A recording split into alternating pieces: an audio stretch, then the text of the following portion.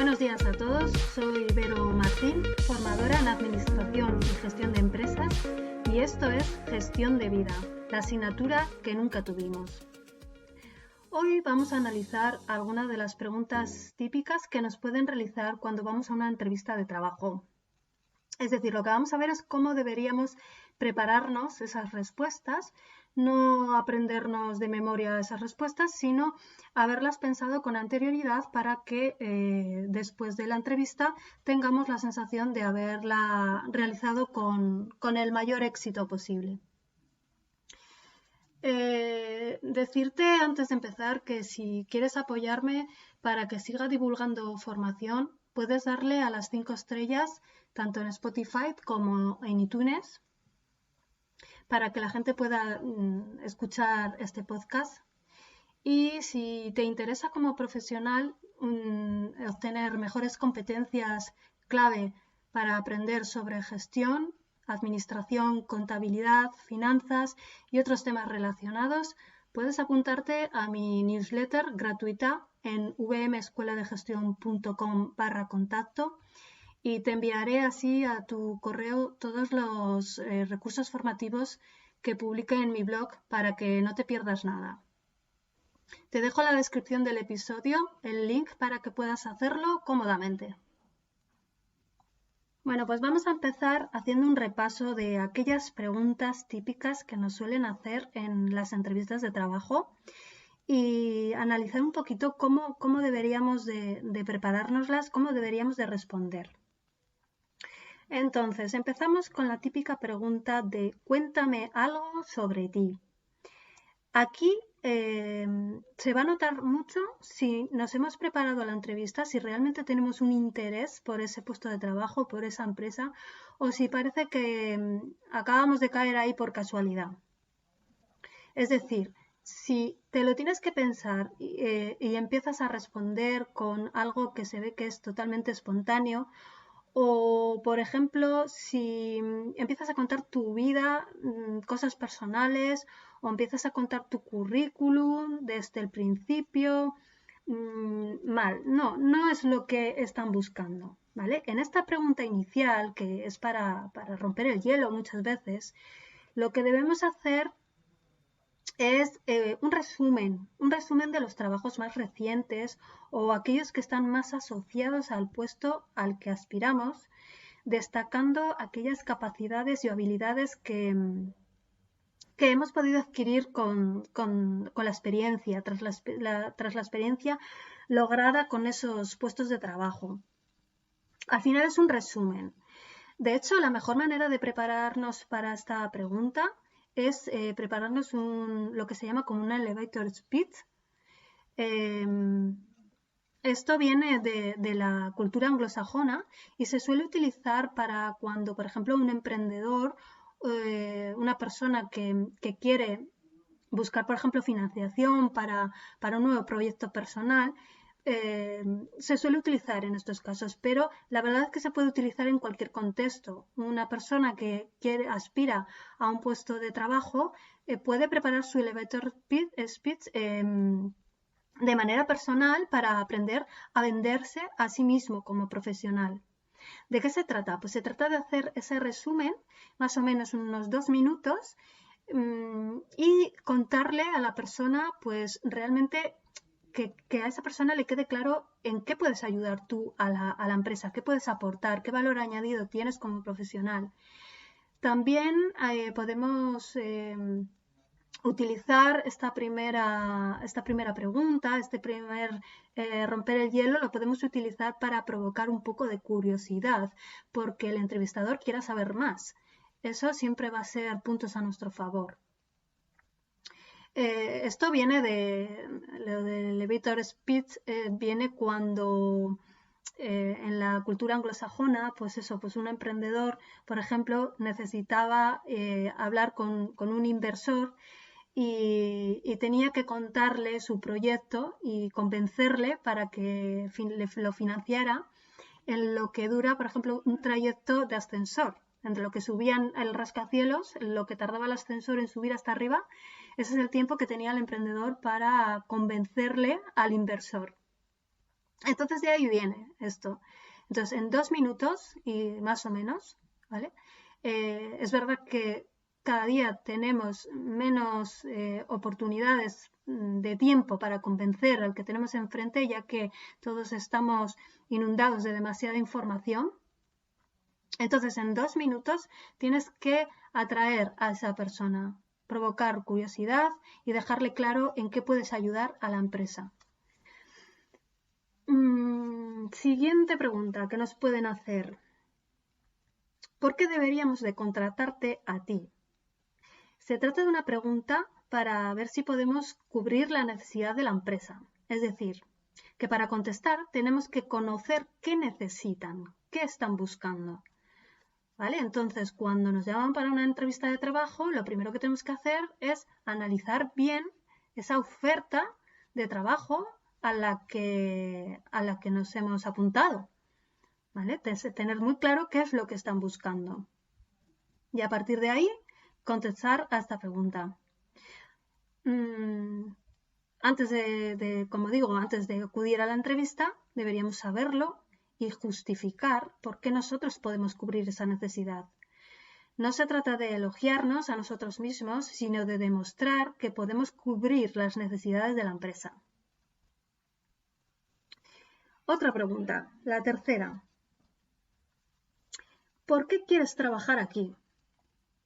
¿Por qué quieres trabajar aquí? Para responder a esta pregunta no hay que responder con motivaciones personales de tipo económicas o promocionales, que esas se dan por hecho, sino mostrando al entrevistador que se ha investigado sobre las fortalezas, sobre las competencias de la empresa. Y es por eso que es un buen sitio para ti, es decir, que tú también has hecho una labor de analizarte a ti mismo, analizar tus intereses, analizar tus fortalezas con un DAFO, por ejemplo, y te sientes alineado con las, digamos que con lo que tú has percibido que son las fortalezas o la orientación de esa empresa. Y que por eso quieres trabajar y promocionarte en ella. Otra pregunta muy típica, la cuarta ya, sería, por ejemplo, ¿cómo te ves dentro de 5 años? Esta es muy típica también. Normalmente esta pregunta la hacen porque la empresa necesita saber si puede invertir en ti con cierta garantía, si va a invertir en ti porque necesita invertir en ti en formación y tú no estás buscando más que algo muy temporal, o si realmente lo que estás buscando es desarrollarte en una empresa y estar un largo tiempo, y entonces en los que haya un win-win, ¿no? Gana la empresa contigo con lo que vas a aportar y tú ganas con lo que vas a aprender. Si te vas desarrollando dentro de la misma o tus objetivos son, por el contrario, que quieres simplemente estar de paso, ¿no? La siguiente pregunta, la quinta ya, sería cuando nos preguntan por alguna debilidad que tengamos. Ante esta pregunta hay que evitar decir cosas como soy muy perfeccionista, me cuesta delegar, soy un poco impuntual, también solemos decir esto muchas veces, o otras debilidades que están hablando de nuestro carácter. Lo mejor es elegir una debilidad que no afecte directamente al puesto al que aspiramos y siempre, siempre explicando lo que estamos realizando o pretendemos realizar en el corto plazo para mejorar ese aspecto negativo. Por ejemplo, no tenemos mucho nivel de inglés, no se me da muy bien hablar en público, pero si no es absolutamente necesario para el puesto, diríamos este tipo de cosas. Aún así, seguido tendríamos que comentar pues que voy a clases para mejorar, he encontrado un curso online, etc. Si lo hacemos bien, demostraremos la humildad correcta y sobre todo la capacidad de autorreconocimiento de las debilidades y resolución de las mismas.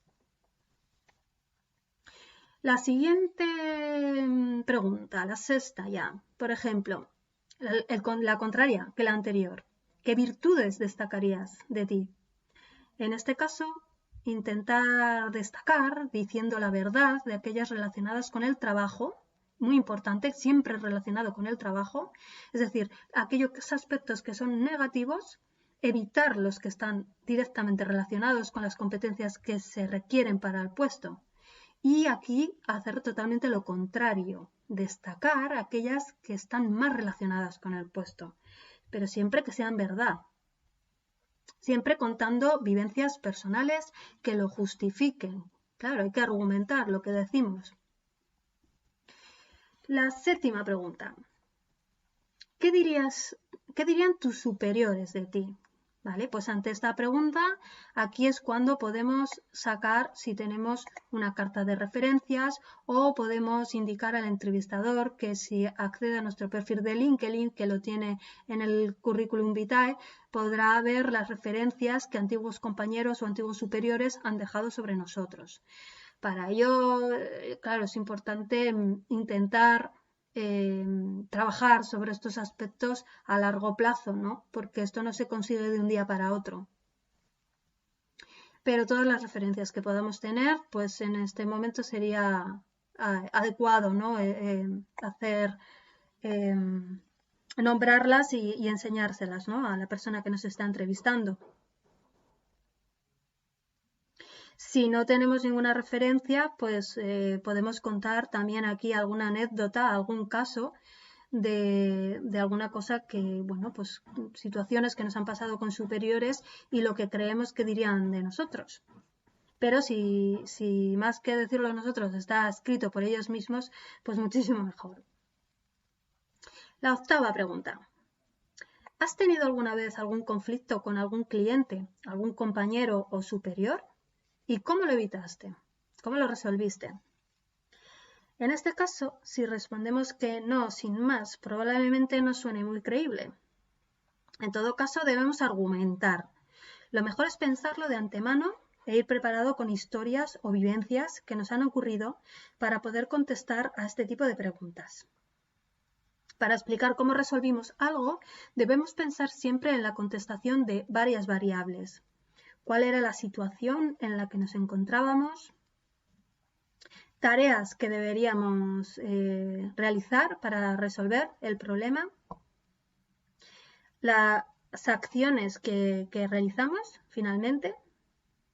Por ejemplo, en el caso de conflictos, si acudiste a la persona más indicada o si eras tú esa persona. Es decir, ¿qué puestos de liderazgo o responsabilidad hemos abarcado en nuestra vida laboral? Al final estamos respondiendo a eso. E indicar, por ejemplo, cómo identificaste el momento, el lugar para mitigar el conflicto.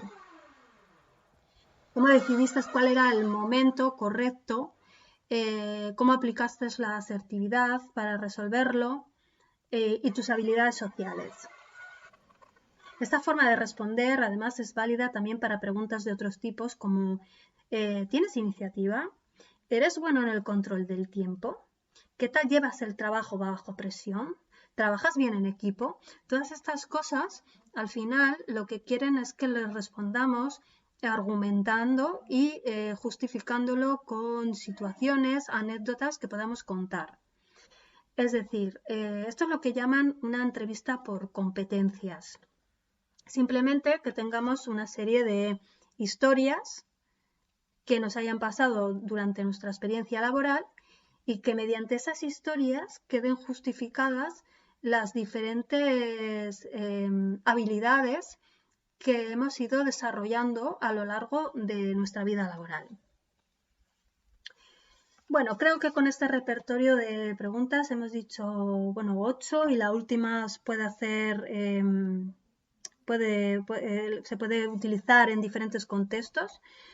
Con esto ya tendríamos bastante parte de la entrevista preparada. Sí que es verdad que, bueno, otra parte de prepararse la entrevista, aparte de las respuestas, sería buscar, pues eso, toda la información referente a la empresa que podamos, desde su página web o desde contactos que tengamos y, pues bueno, ir lo más preparados posibles. Bueno, pues hasta aquí el capítulo de hoy. Espero que os haya gustado. La semana pasada hablamos de la reforma laboral y los nuevos contratos. Si no lo has oído, te recomiendo que lo hagas. Es el capítulo 11 de la semana pasada. Y por eso me ha parecido, pues bueno, relevante hoy hablar de cómo nos enfrentamos a esas entrevistas de trabajo, ya que, bueno, guarda relación con el episodio anterior. Si te ha gustado, te recuerdo que puedes darle a las 5 estrellas de Spotify o de iTunes si quieres apoyarme para que pueda seguir creando más material, más formación, más divulgación. Y bueno, pues por el momento esto es todo. Nos vemos y nos oímos la semana que viene. Te dejo el link en la descripción a mi página web y al formulario de contacto para que me hagas saber si quieres que te mande mi newsletter para enterarte de todo lo que publico, no solo los episodios de este podcast, sino los videotutoriales de YouTube o los artículos que publico en mi blog, recursos descargables gratuitos, sobre todo para personal administrativo, para profesionales de la gestión, la administración, la contabilidad y las finanzas. Un saludo y nos vemos la semana que viene.